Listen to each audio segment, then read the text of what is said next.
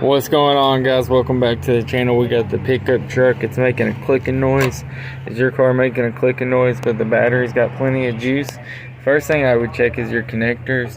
But what we're going to do here is we're going to remove the belt and see if we can turn the engine over manually with, of course, the battery disconnected and the key out of it.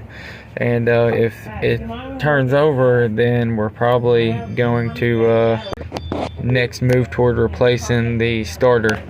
We're hoping that's what it is.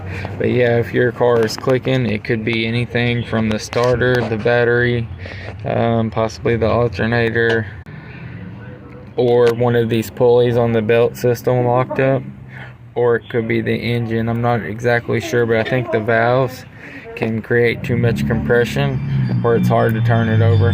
But yeah, get back with me. We're gonna see what's going on. Thanks for watching.